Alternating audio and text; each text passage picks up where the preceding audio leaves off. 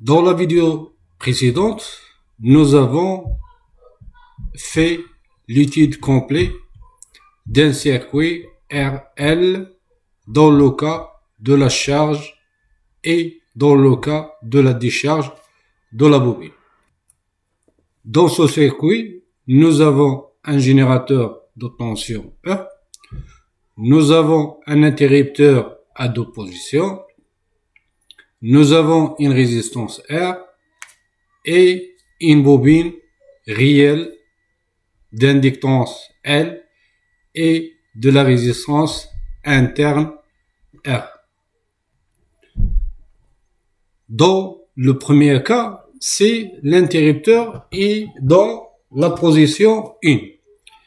Ici aussi, le courant de la bobine à l'instant t égale à 0 égale à 0 ampère. Dans ce cas, on aura la charge de la bobine. Et on va obtenir pour le courant I qui passe dans la bobine L une fonction qui est croissante de 0 jusqu'à le courant E divisé par R lorsque le T tend vers plus l'infini. Et la tension UL, toujours dans le premier cas, l'interrupteur dans la position 1, la tension UL entre la bobine, c'est une fonction qui est décroissante de la valeur E, la tension de la générateur, jusqu'à la tension 0 lorsque T tend vers plus l'infini. Dans le deuxième cas, c'est l'interrupteur est dans la position 2 et c'est la bobine, elle est chargée par un courant I0 égale à E divisé par R. Dans ce cas, on va obtenir pour le courant I une fonction qui est décroissante de la valeur E divisé par R qui est le courant initial dans la bobine jusqu'à la valeur 0 lorsque le T tend vers plus l'infini. Et pour la tension entre la bobine, c'est une tension qui est négative, c'est une fonction qui est croissante de moins E, la tension de la générateur, jusqu'à la valeur 0 lorsque T tend vers plus l'infini. Dans cette vidéo, on va simuler ce circuit dans les deux cas, dans le cas de la charge et dans le cas de la décharge, par le logiciel Simulink de MATLAB. Et on va obtenir pratiquement ces courbes qu'on a trouvées théoriquement ici. Donc, pour simuler les circuits qu'on a étudiés théoriquement, on va ouvrir d'abord le logiciel MATLAB et après, on va ouvrir l'extension du logiciel de MATLAB qui s'appelle Simulink. Donc, pour ouvrir le logiciel Simulink, on va appuyer sur ce bouton. Cette fenêtre, elle représente le logiciel Simulink de MATLAB. Donc, nous, on va ouvrir une nouvelle page pour dessiner notre circuit. On va cliquer sur ce bouton. Ça, la page où on va construire notre circuit. Donc, on va cliquer sur la bibliothèque de Simulink pour insérer nos composantes. Donc, on va cliquer sur ce bouton. Donc, c'est ça la bibliothèque de Simulink. Donc, ici, il y a plusieurs bibliothèques. Il y a la bibliothèque de base qui s'appelle Simulink. Il y a des bibliothèques d'automatisation. Il y a des bibliothèques de traitement signal, ainsi de suite. Nous, qui nous intéresse, c'est la bibliothèque Simscape. On va ouvrir cette bibliothèque. Après, on va aller à la sous-bibliothèque électrique et on va aller à la sous-bibliothèque Specialized Power Systems. On va ouvrir cette bibliothèque. Donc, nous avons besoin des éléments. On va cliquer sur ce bouton électrique driver. Non, c'est pas ici. Ici, dans les blocs fondamentaux. Ici. Et ici, on va voir tous les éléments pour construire notre circuit. Nous avons besoin d'une résistance et d'une bobine. Nous avons besoin aussi d'une source de tension. Une source de tension. Donc, cette branche, on va l'appeler résistance. On va prendre la valeur de la résistance égale à 10 ohms.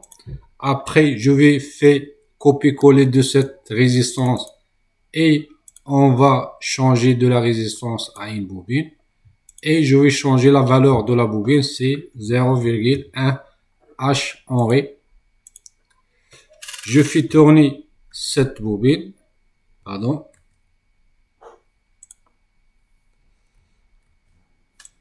Cette bobine et je vais, avant de lire tout ça, nous avons aussi besoin des instruments de mesure. Nous avons besoin d'un ampèremètre pour mesurer le courant et nous avons besoin aussi d'un voltmètre pour mesurer la tension. Donc, pour avoir l'ampèremètre et le voltmètre, il faut cliquer ici sur cette bibliothèque qui s'appelle Measurement. Donc, l'ampèremètre, l'ampèremètre, voilà, on va le brancher en série. Et le voltmètre, on va le brancher en parallèle. Pour visualiser le courant et la tension, nous avons besoin d'un scope. Le scope, il se trouve dans la bibliothèque de base simulée. Je vais aller ici, Things, et je vais choisir mon scope.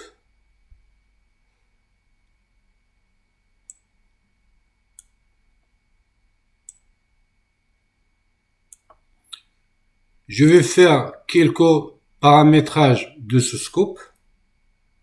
Je vais cliquer 2 fois sur le scope. Voilà. Donc, je vais aller ici à View. Les paramètres de configuration. Je vais rien changer ici. Domaine. Time, je vais rien changer. Display, je vais rien changer. Je vais changer seulement ici. Je vais cocher ce bouton et je vais choisir cet paramètre. Appliquer. OK. C'est bon. Après, je vais aller toujours dans View, Style. Au lieu de l'interface qui est noire, je vais choisir l'intervalle qui est blanc. Après, la même chose, ici, l'interface il est blanc. Et les critères, je vais choisir les critères, il est noir. Pour la courbe, je vais choisir la courbe rouge et l'épaisseur de la courbe, je vais choisir l'épaisseur de. OK, c'est bon. Nous avons aussi besoin de visualiser le courant. Je vais faire copier-coller de ce scope et je vais le brancher avec l'ampèremètre.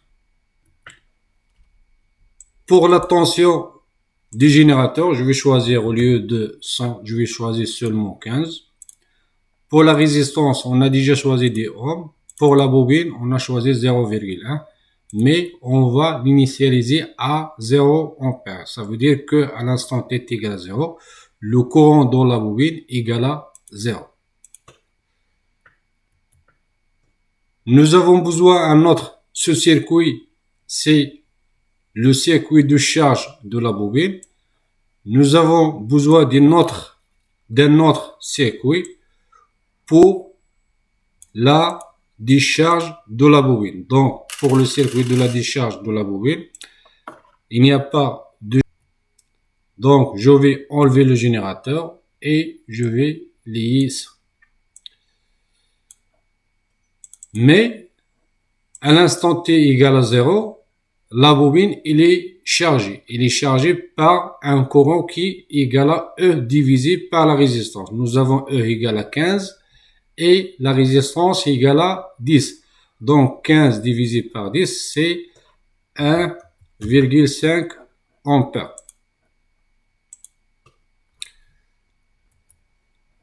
Je vais juste arranger tout ça. Je vais faire ça ici. Et ça ici. Et je vais agrandir tout ça. Voilà. Il vaut mieux visualiser la tension entre la bobine dans le cas de la charge et dans le cas de la charge dans le même scope. De même pour le courant, il faut le visualiser dans le même scope dans le cas de la charge et dans le cas de la décharge. Donc, qu'est-ce qu'on va faire? On va chercher un multiplexeur. On va chercher dans la bibliothèque de base un multiplexeur. Ici. Donc, je vais enlever ce scope et je vais le lier au multiplexeur. De la même façon, je vais enlever ça et je vais le relier avec le multiplexeur et le scope, je vais le relier avec la sortie des multiplexeurs. Donc ici, ce scope, il va visualiser ce courant et ce courant. De la même façon, on va faire pour la tension. Donc, je vais enlever ça et je vais le relier avec l'entrée de multiplexeur. Je vais enlever ça et je vais le relier avec le multiplexeur. Et la sortie du multiplexeur, je vais le relier avec quelque chose ici. Je vais le relier avec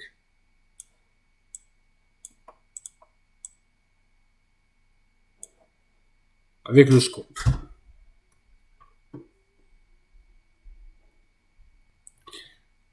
Avant de lancer la simulation, il y a deux choses à faire. D'abord, on va faire la configuration des paramètres de simulation. Dans les paramètres de configuration de simulation, je vais choisir le solver OBE 23TB. Ça, pour la période d'échantillonnage, je vais le laisser variable, mais ça veut dire variable, il va être entre une période d'échantillonnage minimal et la période maximale d'échantillonnage. Donc, je vais seulement fixer la période maximale d'échantillonnage à 10-3 secondes. Donc, la période d'échantillonnage, il est toujours inférieure à 10 à la puissance moins 3 secondes, qui est une milliseconde. Et je vais appliquer tout et OK. Ça, d'une part. D'autre part, il faut insérer le bloc PowerG. C'est le bloc PowerG, il est obligatoire pour lancer la simulation. Si nous n'avons pas ce bloc, la simulation ne passe pas. Donc, on a fait tout. Maintenant, on va lancer la simulation.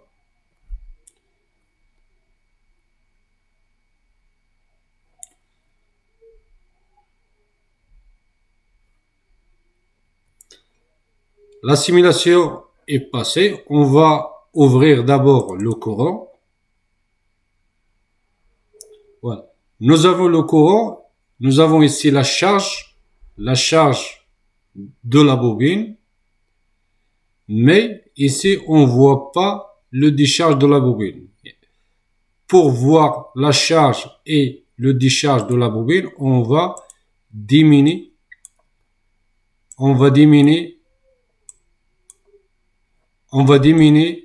le temps de simulation. Au lieu de 10 secondes, on va faire seulement 0,1 seconde et on va relancer la simulation. Dans ce cas, on va voir. Voilà. Voilà, nous avons les deux courbes. Ça, la courbe dans le cas de la charge de la bobine. Donc, le courant, il commence par 0 ampère et lorsque t tend vers plus l'infini, il va aller à E divisé par R qui est 1,5. Et dans le cas de la décharge de la bobine, il commence par E divisé par R qui est 1,5 secondes vers 0 lorsque le t tend vers plus l'infini.